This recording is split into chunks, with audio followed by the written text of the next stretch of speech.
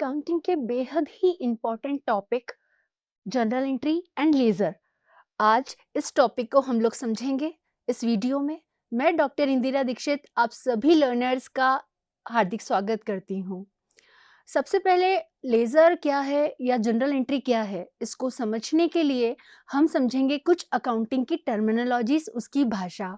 कि अकाउंटिंग में कुछ शब्दों का इस्तेमाल ऐसे किया जाता है कि जर्नल एंट्री करने में या फाइनल अकाउंट्स करने में, लेजर में, ट्रायल बैलेंस में, सभी में सामान्य तौर पर इस्तेमाल किया जाता है। सबसे पहले जो आ रहा है ये है लेन देन, ट्रांजेक्शन्स। अब ये ट्रांजेक्शन्स क्या होते हैं? क्योंकि बात हो रही है अकाउंटिंग की, तो यह है व्यवसाय से संबंधित, बिजनेस से संबंधित। बिजनेस में ऐसा कोई भी किया गया कार्य जिसका संबंध लेन देन से या मौद्रिक रूप से, फाइनेंस रूप से होता है, तो उसे हम कहते हैं ट्रांजेक्शन। जैसे बहुत सारे लेन देन व्यापार में रोजमर्रा में होते हैं। नगद बिक्री करना, किसी को पैसा देना, किसी खर्चे का पेमेंट करना, कहीं से इनकम रिसीव्ड करना, इस तरह के जो ट्रांजेक्शन्स होते हैं, लेन देन, यही प्रथम सीढ़ी होते हैं। उसके बाद अकाउंट। अकाउंट खाता किसी विशेष वस्तु से संबंधित, विशेष वस्तु मतलब जो भी ट्रांजेक्शन बिजनेस में हो रहे हैं उन सभी को अकाउंट कहा जाता है। उन सभी का रिकॉर्ड रखना अकाउंट होता है। फिर बात होती है डेबिट की और क्रेडिट की। आप सभी ने सामान्य भाषा में डेबिट और क्रेडिट का सुना ही होगा, जिसे शॉर्ट में लिखा जाता है DR और CR। बहुत कम विद्यार्थी इस बात को जानते हैं कि जो DR और CR है, इसका फुल फॉर्म होता है debit record and credit record. Debit और क्रेडिट क्या है, अब कैसे निर्णय लेंगे हम कि हमें कौन सी आइटम्स को कब डेबिट करना है और कब क्रेडिट करना है, इसे हम आगे विस्तार से नियमावली के साथ समझेंगे। इसके साथ ही डबल एंट्री सिस्टम।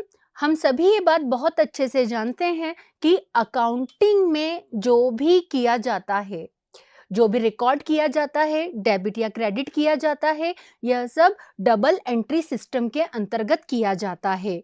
यह माना जाता है कि जो भी ट्रांजैक्शन हो रहे हैं उनका प्रभाव बराबर से दो खातों पर पड़ता है। एक खाते में यदि आता है तो एक माध्यम से पैसा जाता है या कोई वस्तु जाती है। आगे हम समझेंगे भी कि ये कैसे प्रभावित करते हैं बहुत सारे अकाउंट्स को। ड्राइंग्स का नाम सुनते ही कुछ पेंटिंग जैसा आता है विद्यार्थियों के मन में, पर जब हम बात करेंगे बिजनेस की तो ड्राइंग्स का मतलब होता है आहरण। आहरण मतलब यह जो व्यापार होता है, व्यापार का स्वामी यदि अपने व्यक्तिगत उपयोग से किसी भी प्रकार का कैश, कोई सामान या कोई संपत्ति जो कि व्यापार की है, उसको अपने व्यक्तिगत उपयोग के लिए, निजी उपयोग के लिए जब इस्तेमाल करता है या व्यापार से लेता है, तो उसे ड्राइंग कहा जाता है। और यह व्यापार का लॉस होता है, एक्सपेंस होता है। गुड्स या माल या सामान। अब ये गुड्स क्या होता है? गुड्स वो होता है जिसमें जिस भी वस्तु का व्यापार किया जा रहा है। सपोज मेरे पास कैडबरी चॉकलेट की यदि एजेंसी है, तो मेरे व्यापार के लिए, मेरी एजेंसी के लिए जो गुड्स है वो कैडबरी चॉकलेट है, ना कि कोई other goods like Colgate paste या कोई अदर चॉकलेट ब्रांड। अब बात करेंगे हम यहाँ पर अकाउंटिंग साइकिल की। एक अकाउंटिंग साइकिल होता है। हम जनरल एंट्री क्यों करते हैं, लेजर, ट्रायल बैलेंस, इन सब की क्या जरूरत है? जब हम पहले की बात करते हैं, कभी आपने कोई पहले मूवी देखी हो या आपके घर में आपके कोई बुजुर्ग हैं, वो आपको ये कई बार बताते होंगे कि पहले इस तरह की कोई बुक्स, सॉफ्टवेयर्स नहीं होते थे जिसमें अकाउंटिंग की जाती थी। क्या होता था? एक किताब होती थी जिसमें कोई भी मुंशी या फिर कोई भी लेखापाल लिख लेता था कि यह हमें प्राप्त हुआ। तो जो सबसे पहला है कि आइडेंटिफाई द ट्रांजेक्शन। हमें जो ट्रांजेक्शन लिखा हुआ है उसको आइडेंटिफाई करना है, फिर उसकी जनरल एंट्री में रिकॉर्ड किया जाता है। जनरल एंट्री से लेजर में पोस्ट किया जाता है और उन लेजर के जो बैलेंसेस होते हैं उससे ट्रायल बैलेंस तैयार किया जाता है।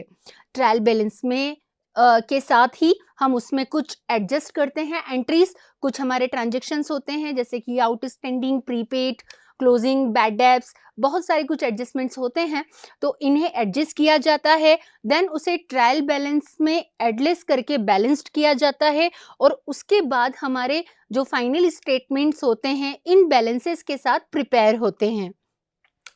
अब हम बात करते हैं जनरल एंट्रीज की कि जनरल एंट्रीज होता क्या है।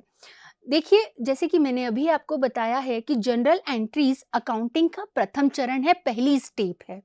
जैसे ही जब भी बिजनेस में कोई भी एक लेन देन होता है, पैसे का, बैंक का, खर्चों का, आवक का, गुड्स का परचेस, कुछ भी संपत्ति की खरीद, कुछ भी होता है, तो सबसे पहले होता है एक ट्रांजैक्शन।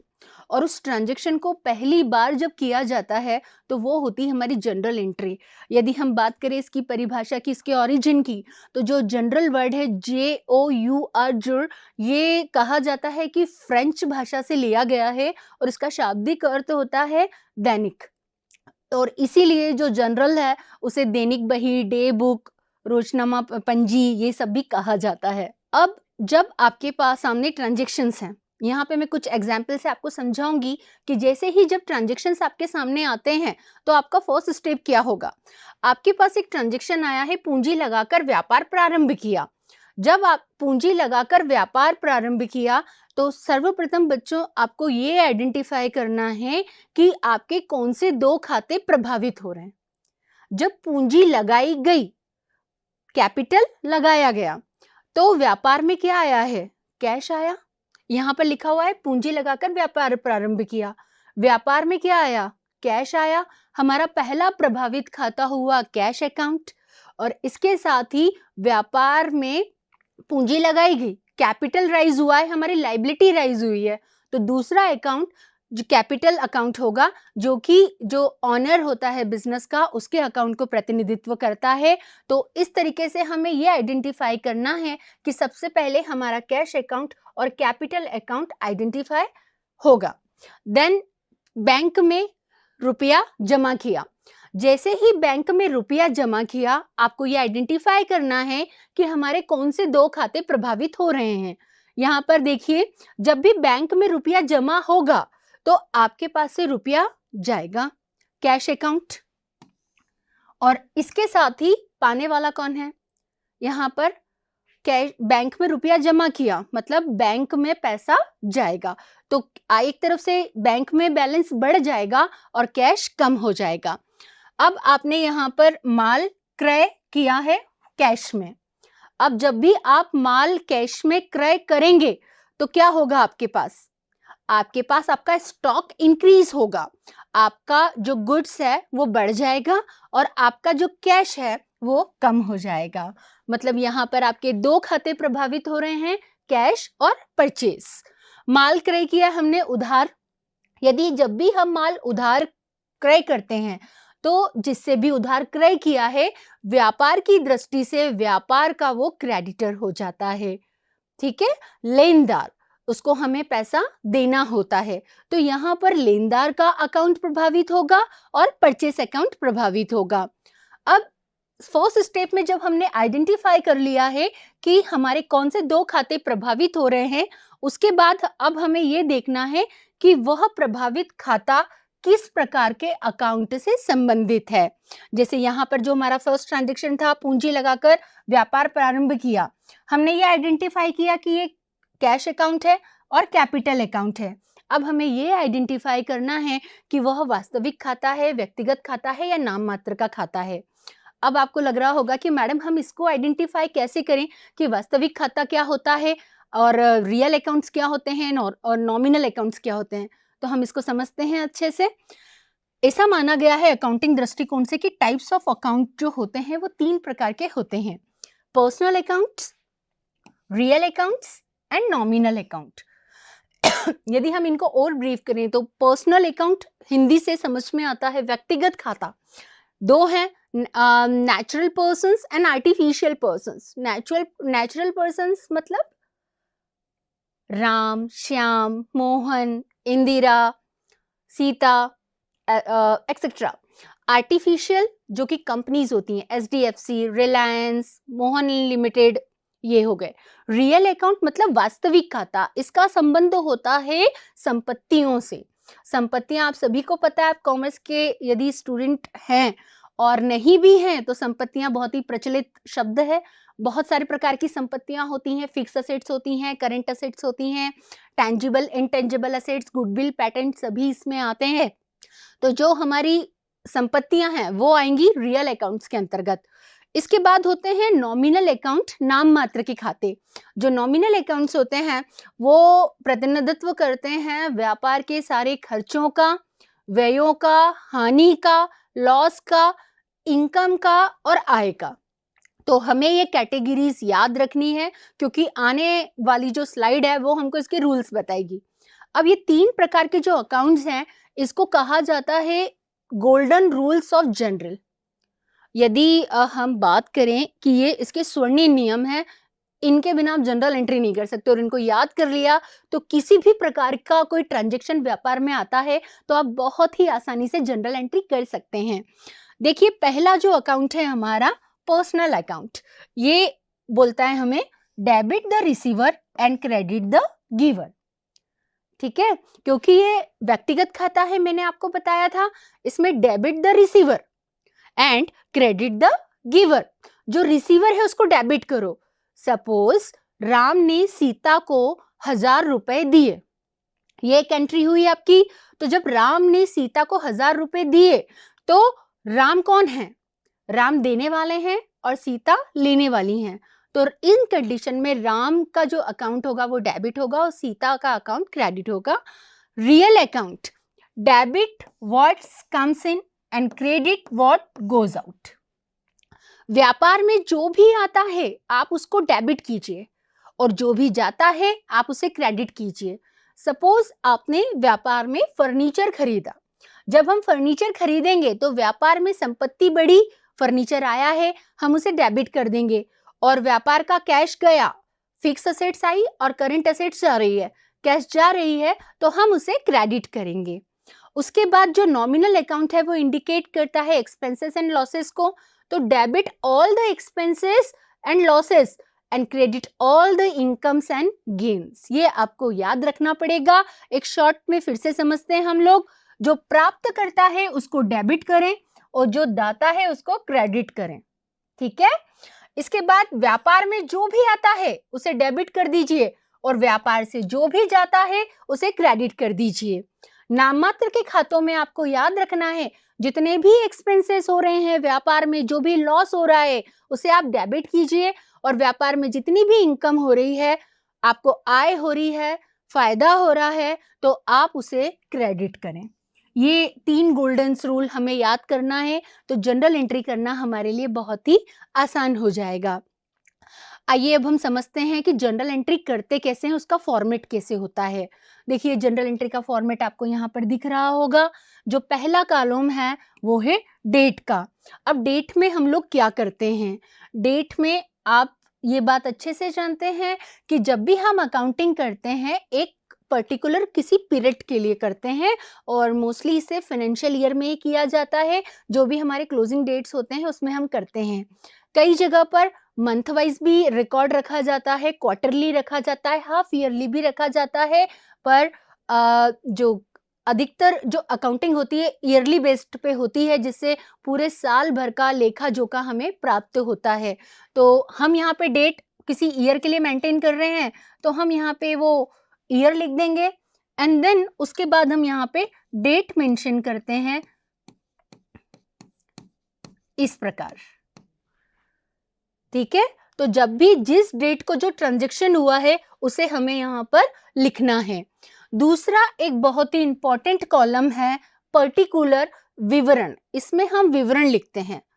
प्रिय विद्यार्थियों, ध्यान दीजिए, यहाँ पर आपको एंट्री करने से पहले ध्यान रखना है कि जो भी होता है डेबिट होने वाले खाते को आपका नाम लिखना है यहाँ पर पहले, और फिर उसके नाम के आगे लिखना है आपको यहाँ डेबिट।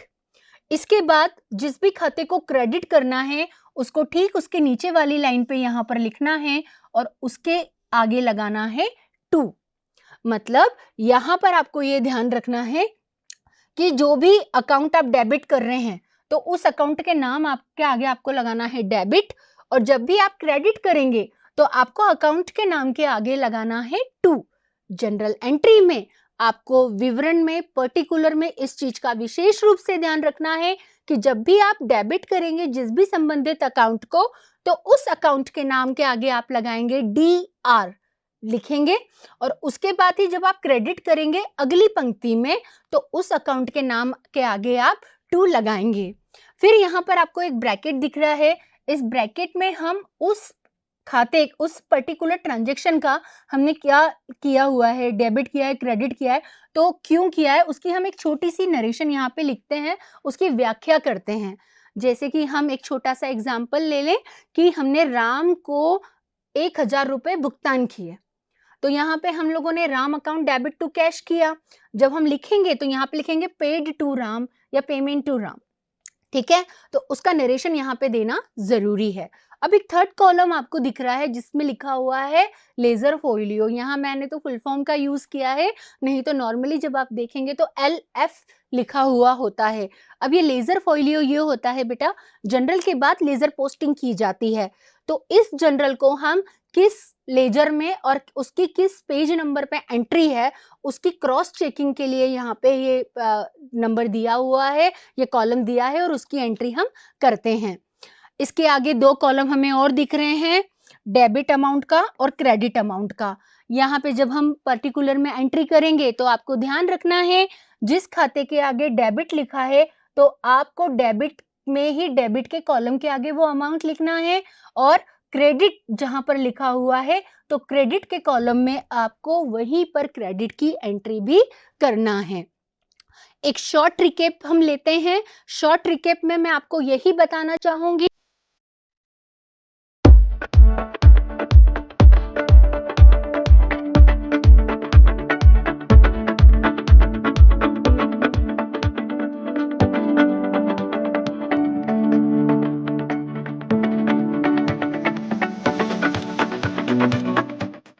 अब मैं आपको इंट्रोड्यूस कर रही हूँ लेजर से, खाता बही से। अब ये खाता बही क्या होती है, ठीक है, जनरल के बाद जो उसका बड़ा भाई है ना वो है लेजर। अब जो ये बड़ा भाई है, ये बड़ा भाई क्यों है, अब इसको समझते हैं हम लोग। देखिए, लेजर की एक मुख्य बात है कि वो एक बही है, और इसका फर्स्ट जो ऑब्जेक्टिव है, प्राथमिक उद्देश्य है, वो क्या है कि जनरल में जितने भी लेन देन किए जाते हैं, जो भी खाते हैं, उन खातों को अलग अलग खातों में वर्गीकृत करना। ये एक महत्वपूर्ण काम है, क्योंकि लेजर के जो बैलेंसेस होते हैं उसी से ट्रायल बैलेंस और फाइनल अकाउंट्स बनाए जाते हैं। और लेजर के बारे में ये भी कहा जाता है, इसे अंतिम प्रविष्टि की बुक भी कहा जाता है, क्योंकि ये व्यवसायों का ट्रायल बैलेंस जैसे लेखांकन विवरण बनाने में भी मदद करता है। ये इस चित्र के माध्यम से मैं आपको समझाना चाहती हूँ कि जब हम जनरल की एंट्री करते हैं तो जनरल का फॉर्मेट अभी आपने देखा किस प्रकार से है। जनरल में सभी जो खाते होते हैं उनका लेखांकन होता है, जैसे उसमें परचेस का भी होता है, ड्राइंग्स का भी होता है, कैपिटल का भी होता है, फर्नीचर का भी होता है, और गुड्स परचेस का भी होता है, पेमेंट्स का होता है, इनकम्स का होता है। लेकिन जब हम लेखा जोखा करें साल भर का, हम बात करें पूरी अकाउंटिंग की ईयर की, तो हमें पर्टिकुलर किसी भी लेजर में ये पता करना होता है कि पर्टिकुलर उस लेजर का या उस आइटम का साल भर का रिकॉर्ड कितना रहा, तो उसके लिए लेजर बनाने की बहुत आवश्यकता है। एक एग्जाम्पल में इसमें क्लियर दिख रहा है आपको कि जनरल एक टोकनी है जिसमें सारे फ्रूट्स हैं, सारे फल रखे हुए हैं, और लेजर में क्या हुआ है, हमने सारे फलों को अलग अलग कर दिया। जब एक टोकनी में सारे फल हैं तो हमें अंदाजा लगाना मुश्किल है कि कौन सा फल कितनी क्वांटिटी में है, और जब हमने उन्हें अलग अलग टोकरी में किया तो हमारे लिए बहुत इजी हो गया ये पता करना कि हमारे पास लीची कितनी क्वांटिटी में है, मैंगो कितनी क्वांटिटी में है। व्यापारिक दृष्टिकोण से देखा जाए तो ये पता करना बहुत ज़रूरी होता है कि स्टैटिकल डेटा, क्योंकि हम यहाँ अकाउंटिंग कर रहे हैं, एक एक रुपए का हिसाब होता है, तो ये पता करना ज़रूरी होता है कि साल भर में हमारे creditors, debtors, stakeholders, investments कितने हैं। तो लेजर का ये महत्वपूर्ण रोल होता है। अब इम्पॉर्टेंट ये है कि जो लेजर है उसका भी फॉर्मेट हम लोग समझें। लेजर में जो कॉलम्स होते हैं, आप ध्यान रखिएगा, जो लेफ्ट साइड होता है वो इंडिकेट करता है डेबिट को, इसलिए यहाँ पर DR लिखा है, और जो राइट साइड होता है वो इंडिकेट करता है क्रेडिट को, वहां पर CR लिखा हुआ है। कॉलम डेबिट और क्रेडिट में दोनों में सेम होते हैं। फर्स्ट कॉलम है डेट का, जैसे मैंने आपको जनरल में डेट लिखना बताई है वैसे ही आपको यहाँ पर डेट लिखना है। इसके बाद पर्टिकुलर, पर्टिकुलर में एंट्री कैसे करते हैं, अब थोड़ा सा सिस्टम यहाँ पे चेंज हो जाएगा। कैसे, यहाँ पर आपको ध्यान रखना है लेजर में जब भी हम एंट्री करेंगे तो यहाँ पर जो एंट्री होगी उसमें डेबिट इंडिकेट करेगा टू को और क्रेडिट इंडिकेट करेगा यहाँ पर बाय को। ओके, मतलब जब भी आप यहाँ एंट्री करेंगे तो आपको यहाँ पर लेफ्ट साइड में डेबिट में आपको टू से शुरू करना है और क्रेडिट में आपको बाय से शुरू करना है। जो हमारा थर्ड कॉलम है JF, ये है जनरल फोलियो। जनरल फोलियो में आपने देखा था जनरल एंट्री में जैसे आपने लेजर फोलियो लिखा था वैसे ही यहाँ पर जनरल फोलियो लिखना है, ताकि जनरल के किस पृष्ठ से आप यहाँ पर एंट्री लेकर आए हैं उसका नंबर यहाँ पर लिखा जाता है। अमाउंट में आपको राशि लिखना है, जितनी भी अमाउंट आपने जनरल से लेजर में लेकर आ रहे हो सेम अमाउंट यहाँ पर ट्रांसफर होगी। ये इसके मूलभूत जो रूल्स थे, रेगुलेशंस थे वो थे। अब हम सीखते हैं सबसे पहले कि जनरल एंट्री और लेजर को हमको सॉल्व कैसे करना है। तो सबसे पहले हम लोग ये देखते हैं कि जनरल एंट्री का क्वेश्चन कैसे होता है। अब देखते हैं, देखिए बहुत ही सिंपल क्वेश्चन होता है, जैसे कि मैंने आपको बताया था सिंपल ट्रांजैक्शंस बिजनेस के, जो व्यापार के रोजमर्रा के हमारे क्वेश्चंस जो लेन देन होते हैं, ट्रांजैक्शंस होते हैं वही हैं। Make journals and ledger from the following data. सबसे पहले लिखा हुआ है स्टार्ट बिजनेस विथ कैश। नगद से व्यापार, जो व्यापार है वो शुरू किया है, व्यवसाय शुरू किया, 2,40,000 अमाउंट है। Purchase goods in cash, sold good in cash, link to Shyam, sold goods to Sohan, paid wages, Sohan return to goods, purchase goods from Mohan, deposit into bank, paid to Prem, received discount, Sohan withdraw from the bank, received from Sohan and paid rent. इन journal entry को करते समय सबसे पहले आपको ध्यान क्या रखना है, क्या बोला था मैंने, आपको सबसे पहले ध्यान रखना है कि हमारे कौन से दो खाते प्रभावित हो रहे हैं। पहली एंट्री से देखते हैं। पहली एंट्री क्या है, स्टार्टेड बिजनेस विथ कैश। इसी का तो एग्जांपल दिया था मैंने कि जब भी हम व्यवसाय शुरू करेंगे तो हमारे व्यापार में क्या आएगा, कैश, और हमारी लायबिलिटी क्या होगी उस कैपिटल को पूरा करने की, जो कि कैपिटल अकाउंट मैंने आपको बताया था, कैपिटल अकाउंट प्रतिनिधित्व करता है बिजनेस के ऑनर का। तो ये तो तय हो गया कि हमारे कौन से दो अकाउंट प्रभावित हो रहे हैं, कैश एंड कैपिटल। अब इसकी एंट्री कैसे करेंगे हम लोग, इसकी एंट्री होगी, देखिए ये जनरल एंट्री का हमने फॉर्मेट बना लिया है। यहाँ पर सबसे पहले हमने डेट मेंशन की, वैसा ही फॉर्मेट है जैसा मैंने आपको सिखाया था। कैश अकाउंट हमने डेबिट किया है, क्यों, क्योंकि व्यापार में कैश आ रहा है। कैपिटल अकाउंट को क्रेडिट किया है, क्यों किया है, क्योंकि कैपिटल लायबिलिटी होती है बिजनेस की, उसे बिजनेस के ऑनर को उसे लौटाना होता है। यहाँ नरेशन ये लिखा गया हुआ है, being started business with cash, cash से, नगद से जो व्यवसाय है वो प्रारंभ किया गया। आप यहाँ पर जनरल एंट्री करना सीखिए, उसको सही लिखना शुरू कीजिए। अधिकतर विद्यार्थी ये गलती करते हैं, इसे प्रॉपर फॉर्मेट में नहीं लिखते और इसलिए उनके कई बार माइनस मार्क भी हो जाते हैं और गलत भी है। अकाउंटिंग रूल्स को हमें फॉलो करना चाहिए। देखिए जब भी प्रथम पंक्ति में कैश अकाउंट लिखा है जो डेबिट करना है, इसके नाम के आगे एक निर्धारित जगह पर लिखा हुआ है डेबिट और उसी के आगे डेबिट के कॉलम में उसका अमाउंट लिखा हुआ है। आपको भी इस चीज का ध्यान रखना है। यहाँ पे कैपिटल अकाउंट को जब क्रेडिट करना है तो यहाँ पर 2 से शुरुआत हुई है। आपको जनरल एंट्री करते समय इन चीजों का विशेष रूप से ध्यान रखना है और क्रेडिट के आगे ही, कैपिटल अकाउंट के आगे ही क्रेडिट का अमाउंट आपको लिखना है। सेकेंड एंट्री हम लोग देखते हैं, परचेज गुड्स इन कैश। आपने नगद में माल खरीदा। जब नगद में माल खरीदा तुरंत माइंड में ये बात आनी चाहिए कि जब मैं नगद में माल खरीद रहा हूं तो मेरे कौन से दो अकाउंट प्रभावित होते हैं। यहाँ पर देखिए एंट्री की गई है, purchase account debit to cash account. Purchase account एक ऐसा माध्यम है जिससे व्यापार में गुड्स आता है। गुड्स जाने के बहुत सारे माध्यम होते हैं।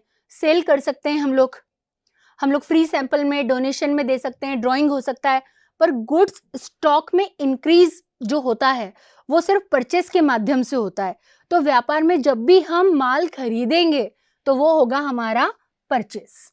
तो परचेस अकाउंट को यहाँ डेबिट किया गया है और कैश अकाउंट को हमने क्रेडिट किया है। नरेशन में हमने लिखा है being purchase goods in cash. अब हमारा नेक्स्ट ट्रांजेक्शन है सोल्ड गुड्स इन कैश। नगद में हमने माल बेचा। अब जब नगद में हमने माल बेचा तो हमारे पास से क्या हो रहा है, कौन से दो खाते प्रभावित हो रहे हैं? सबसे पहली बात, हमारे पास व्यापार में क्या आ रही है, कैश, नगद आ रहा है। और हमारे व्यापार से क्या जा रहा है, गुड्स जा रहा है। किसके माध्यम से जा रहा है, सेल्स के माध्यम से। तो हम यहाँ पर सेल्स अकाउंट को क्रेडिट करेंगे। इसकी नरेशन बनेगी being sold goods in cash. अब जो नेक्स्ट ट्रांजेक्शन है हमारा वो है लैंड टू श्याम। श्याम को उधार दिए। अब श्याम को आपने पैसा उधार दिया है। तुरंत क्लिक कीजिए कौन से दो अकाउंट प्रभावित हो रहे हैं। यदि आपने श्याम को उधार दिया तो सबसे पहले तो भाई हमारे बिजनेस से कैश जा रहा है, नगद जा रहा है। तो ये तो क्लियर हो गया कि कैश अकाउंट को हमको क्रेडिट करना है। और इसके साथ ही जो श्याम का लोन अकाउंट है वो एक लाइबिलिटी, उस लाइबिलिटी के रूप में उभरेगा। तो श्याम से हमको पैसा हमेशा लेना रहेगा। तो इसलिए श्याम को हम क्या करें, श्याम लोन अकाउंट को हम डेबिट करेंगे। इसके बाद जो नेक्स्ट एंट्री है सोल्ड गुड्स टू सोहन। देखिए बच्चों, आपको ये बात ध्यान रखनी पड़ेगी कि जब भी व्यापार में उधार खरीदा जाता है तो जो सामने वाला व्यक्ति है वो होता है क्रेडिटर, और जब भी हम उधार बेचते हैं तो जो सामने वाला व्यक्ति है वो बिजनेस का डेटर होता है। तो यहाँ पे हमने उधार माल बेचा है और जो सोहन है वो कौन हुआ, व्यापार का डेटर हुआ। सिंपल, आपने नगद सेल्स की एंट्री की हुई है। यदि नगद है तो कैश अकाउंट को डेबिट कीजिए, और यदि किसी व्यक्ति का है मतलब कि डेटर का है तो उसका नाम हम यहाँ पे डेबिट कर देंगे। सोहन को हमने यहाँ डेबिट किया हुआ है और सेल्स को क्रेडिट किया है, क्योंकि सेल्स के थ्रू माल जा रहा है तो सेल्स क्रेडिट ही होगा। परचेस के थ्रू माल आ रहा है तो परचेस डेबिट ही होगा। कैश में होगा तो कैश आ जाएगा अपोजिट में, और यदि डेटर या क्रेडिटर हुए तो अपोजिट में डेटर या क्रेडिटर्स आ जाएंगे। इसी तरह से जो मैंने आपको प्रारूप समझाया है, आगे की भी सारी जनरल एंट्रियां यहाँ पे की गई हैं, आप देख सकते हैं।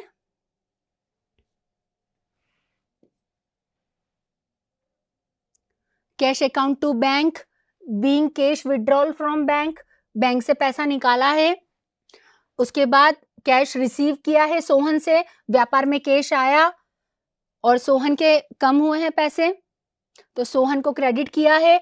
रेंट पेड किया है आपने तो हमारा क्या बोलता है, नॉमिनल अकाउंट। जैसे ही खर्चा आता है debit all the expenses and incomes, debit all the expenses and credit all the incomes. तो यहाँ पे हम लोगों ने रेंट पेड किया है तो रेंट को हमने डेबिट कर दिया और हमने कैश को यहाँ पर क्रेडिट किया हुआ है। हम आते हैं लेजर पोस्टिंग पे। हमको लेजर पोस्टिंग कैसे करना है। जो लेजर पोस्टिंग करते हैं ना उसको फनी वे में सीखिए, बहुत ही इंटरेस्टिंग है। जनरल से अपोजिट एंट्री करनी है हमको। यहाँ पर कैसे करेंगे अपोजिट एंट्री, सबसे पहले तो इस बात का ध्यान रखना है आपको कि जो जनरल है उसमें जितने भी अकाउंट हैं जो आपने डेबिट और क्रेडिट किए हैं उनका सबका आपको इंडिविजुअल लेजर बनाना है। ठीक है, लेजर का फॉर्मेट मैं आपको सिखा चुकी हूं।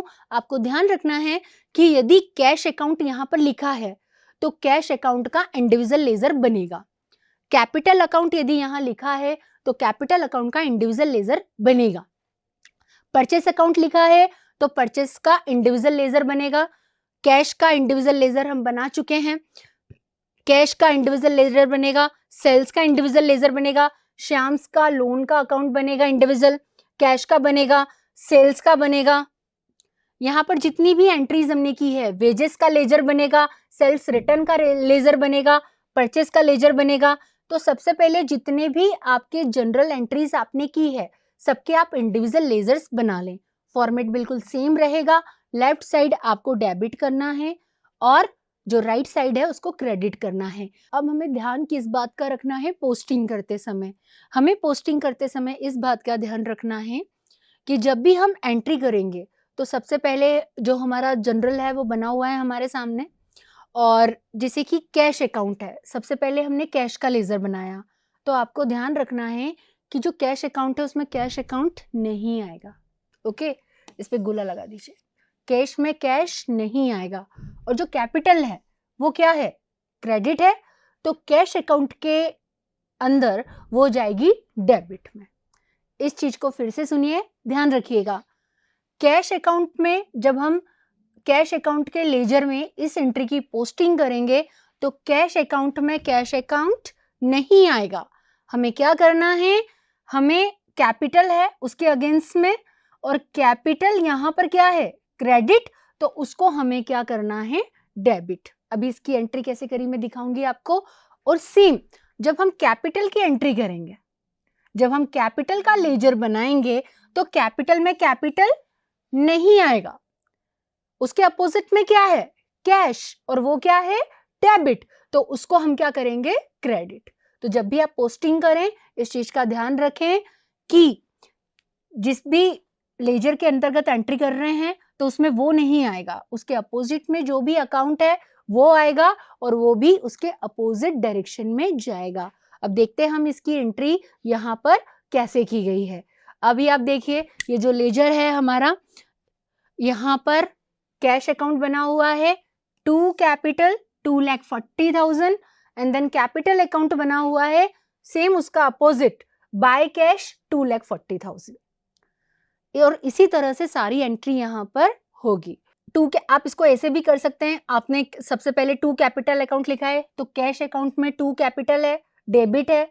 अच्छा, एक विशेष बात जो मैंने आपको शुरुआत में समझाई थी लेजर का फॉर्मेट के समय, वो यहाँ पे आप ध्यान रखें, यहाँ पर जो टू है वो इंडिकेट कर रहा है डेबिट को और जो बाय है वो इंडिकेट कर रहा है क्रेडिट को। तो जनरल और लेजर के समय आप लोगों को कंफ्यूज नहीं होना है, आपको ध्यान रखना है कि जो टू है यहाँ पर लेजर में वो डेबिट है, इसलिए जब भी आप बनाएं यहाँ पर डेबिट लिख ले ताकि आपको पोस्टिंग करते समय कंफ्यूजन ना हो। आपने देखा हमने cash account debit to capital की एंट्री किस तरह से की है। हमने कैश में टू कैपिटल अकाउंट लिखा हुआ है और कैपिटल में हमने बाय कैश लिखा है, और इसकी एंट्री हमें ऐसे ही करनी है। नेक्स्ट हम जनरल एंट्री देखते हैं। मैं आपको कुछ ट्रांजैक्शंस बताती हूँ, बाकी आप लोगों को प्रैक्टिस करने हैं। यहाँ पे आपके सॉल्यूशंस ऑलरेडी आपको गिवन है। Purchase account debit to cash account. अब जब हम परचेस का लेजर क्रिएट करेंगे तो हमें ध्यान रखना है परचेस में परचेस नहीं आएगा, उसके अगेंस्ट में क्या है, अपोजिट में क्या है, कैश अकाउंट है, और कैश अकाउंट यहाँ पर क्या है, क्रेडिट।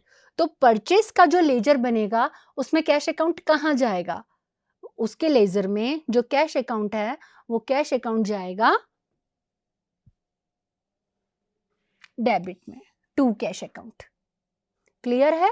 और कैश के लेजर में हम लोग क्या लिख देंगे, बाय परचेस 90,000। सीधे रिफ्लेक्ट आपको यहां पर दिख रहा है, टू कैश अकाउंट 90,000 परचेस के लेजर में, और यहां पर कैश अकाउंट के लेजर में बाय परचेस 90,000। इस तरीके से जनरल में से लेजर में सारी पोस्टिंग की जाती है। यहाँ पर जनरल का जो मैंने आपको एग्जांपल दिया है, जो क्वेश्चन सॉल्व करके दिखाया है, उसी प्रकार से यहाँ पे ये सारे लेजर्स प्रिपेयर किए गए हैं। आप देख रहे हैं purchase account, sales account, Sohan का अकाउंट बना हुआ है, सारे लेजर्स यहाँ पे प्रिपेयर हुए हैं। प्रेम का अकाउंट बन गया है यहाँ पर, श्याम का loan account, bank account, rent account, जितने भी अकाउंट वहां पर हम लोगों ने डेबिट और क्रेडिट किए हैं उतने सबके हमने यहाँ पर लेजर क्रिएट किए हैं। लेजर पोस्टिंग में आपको एक चीज और मैं बता देती हूँ ध्यान से, यहाँ पर ये आपको दिख रहा होगा टू बैलेंस कैरेट डाउन और टू बैलेंस ब्राउट डाउन, ये एक बहुत इंपॉर्टेंट रोल प्ले करते हैं अकाउंटिंग में। इसका हम अर्थ समझते हैं, जब भी हम कोई लेजर बनाते हैं और किसी भी महीने का या वर्ष का जो बैलेंस होता है उसे फॉरवर्ड करते हैं तो हम उसे कहते हैं ब्राउट डाउन, BD हम लिखते हैं शॉर्ट में, टू बैलेंस ब्राउट डाउन। और जब हम लेजर खुद क्रिएट करके खुद बैलेंस निकालते हैं उस मंथ का तो हम उसे लिखते हैं कैरेट डाउन। ओके, C और D, ठीक है। तो इस बात का आप लोगों को विशेष रूप से ध्यान रखना है। कुछ शॉर्ट टिप्स है जो मैं यहाँ से आपको लेजर के लिए स्पेशली दे रही हूँ कि जो लेजर है उसको बनाते समय आपको ध्यान रखना है कि जो खाता बही है वो बही खाता नहीं है। कई लोग सोचते हैं कि जनरल और लेज़र एक ही है, पर जनरल और लेज़र दोनों अलग-अलग हैं। जो जनरल है वो पूरी जनरल एंट्रीज़ उसकी अलग होती हैं और जो लेज़र्स हैं वो बुक्स ऑफ अकाउंट्स होती हैं, जिसमें अलग-अलग लेज़र्स अलग-अलग के अकाउंट्स के खाते बनाए जाते हैं।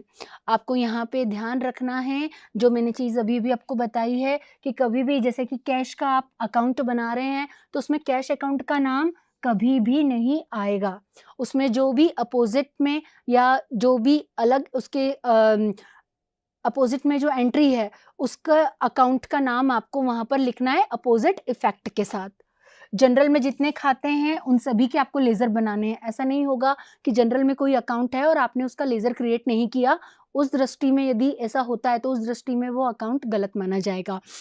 अभी मैंने आपको बताया, सीडी का मतलब होता है कैरेट डाउन, जब हम कोई बैलेंस निकालते हैं, और ब्रॉट डाउन जब हम कोई फॉरवर्ड करते हैं। यहाँ पर ध्यान रखना है कि जो ब्रॉट डाउन और कैरेट डाउन है, इसमें अंग्रेजी वर्णमाला के जो स्मॉल लेटर्स हैं, उन्हीं का इस्तेमाल किया जाता है।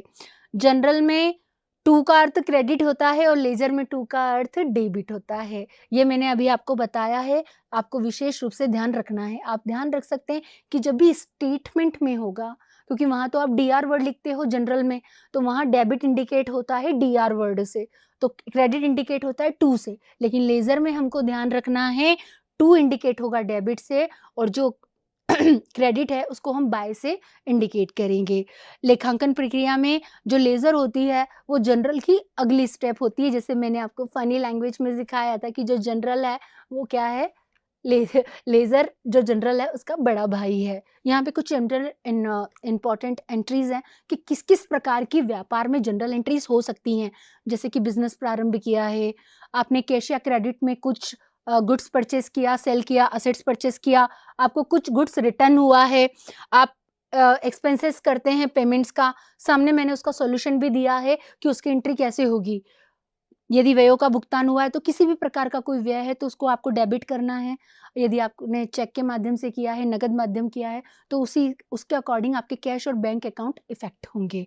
आपने कोई डोनेशन में फ्री सैंपल में कोई गुड्स डिस्ट्रीब्यूट किया है, उसकी एंट्री आपके जो भी ओनर है, उसने कैश में कोई ड्राइंग किया हुआ है, गुड्स में कोई ड्राइंग किया हुआ है, उसकी एंट्री होती है। डिस्काउंट लेना, डिस्काउंट पेड करना, परचेज़ के समय डिस्काउंट लेना, परचेज़ और सेल्स के समय डिस्काउंट का लेना-देना होना, पेमेंट के समय डिस्काउंट का लेना-देना, इसकी भी अलग-अलग प्रकार की एंट्री होती है। बैंक से संबंधित बहुत सारे ट्रांज़ैक्शन बिज़नेस में डेली बेसिस पे होते हैं, उसकी मैंने यहाँ पे जनरल एंट्री दी है। एक छोटी-सी बात बताऊँगी मैं जो स्टूडेंट्स को नहीं पता होती, आप लोग इस चीज़ का ध्यान रखें कि जब भी व्यापारिक दृष्टिकोण से व्यापार के नाम से कोई अकाउंट होता है, तो वो करंट अकाउंट होता है बच्चों, जिसमें डेली ट्रांज़ैक्शंस होते हैं। इसके बाद जो भी आपके चेक हैं वो डिसऑनर्ड हो गया, उसकी एंट्री होती है। बैंक में यदि आपने कोई बैंक ओवरड्राफ्ट है, उस पे आपको ब्याज देना होता है, उसकी एंट्री होती है।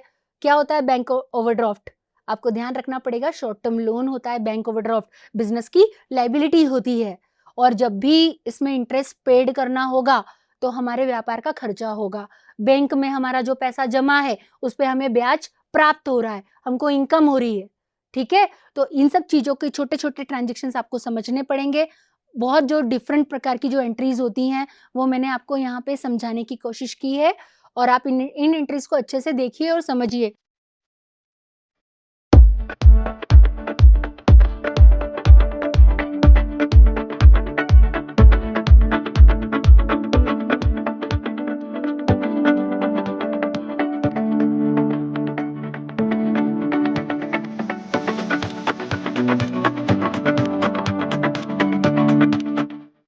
कुछ प्रैक्टिकल क्वेश्चंस मैंने आपको प्रैक्टिस के लिए दिए हैं, आप इनकी प्रैक्टिस कीजिए। बहुत ही सिंपल सी जनरल एंट्री है जो मैंने आपको यहाँ पे एक्सप्लेन की हुई हैं और इन क्वेश्चंस की यदि आप प्रैक्टिस करेंगे, तो डेफिनिटली आप जनरल और लेज़र के क्वेश्चन बहुत अच्छे से कर पाएँगे।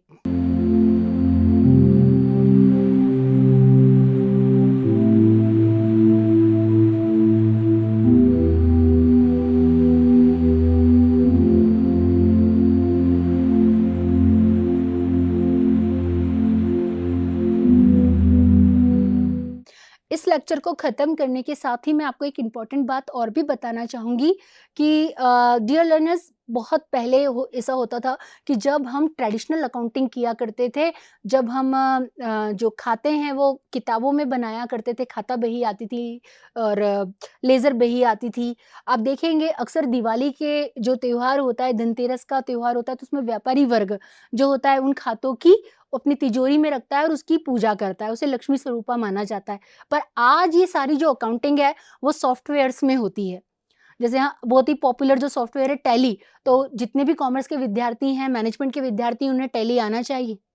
बैंकिंग में, इंडस्ट्री में जो भी काम कर रहे हैं, उन्हें सभी को टैली का नॉलेज होना चाहिए और टैली जो पूरा बेस्ड है, वो जनरल एंट्री पर ही बेस्ड है। उसमें आप जनरल एंट्री करते हैं, तो लेज़र ऑटोमैटिकली प्रिपेयर होता है, पर आप उसको चेक तभी कर पाएँगे, जब आपको उसके बेसिक कॉन्सेप्ट पता होंगे। Thank you so much.